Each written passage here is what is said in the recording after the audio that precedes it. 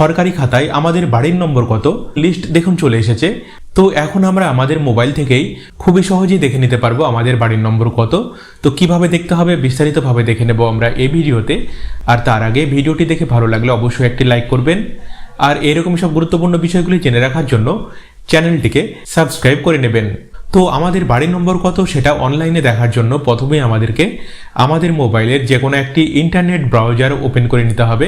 Open করে নেওয়ার পর সার্চ বারে আমাদেরকে ইসিও ওয়েস্ট বেঙ্গল এইটা লিখে সার্চ করতে হবে।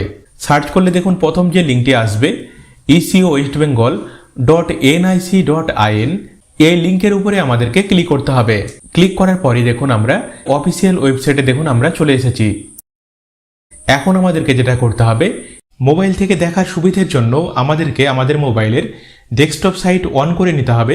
ডেস্কটপ সাইট অন করার জন্য এইখানে 3টি ডট দেওয়া আছে, এইখানে ক্লিক করলে দেখুন অপশনগুলি আসবে এবং নিচের দিকে দেখুন অপশন দেওয়া আছে ডেস্কটপ সাইট। আমাদেরকে এইখানে ক্লিক করে আমাদের মোবাইলের ডেস্কটপ সাইট অন করে নিতে হবে।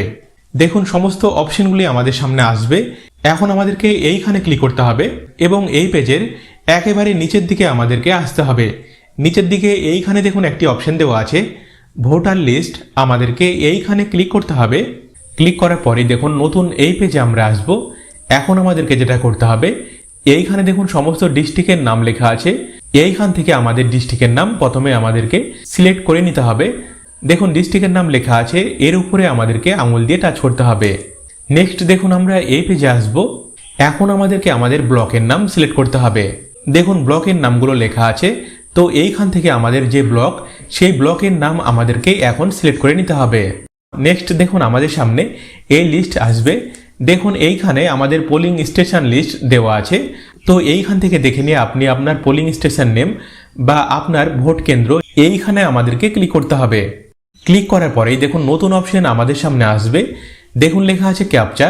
তো এইখানে যে ক্যাপচা টেক্সটটি লেখা আছে এটা দেখে নিয়ে সঠিকভাবে আমাদেরকে এইখানে এন্টার করতে হবে এবং সঠিকভাবে এন্টার করে নেওয়ার পরে পাশে ভেরিফাই লেখা আছে, এই ভেরিফাই এর উপরে আমাদেরকে ক্লিক করতে হবে। দেখুন নতুন লিস্ট আমাদের সামনে খুলে গেছে।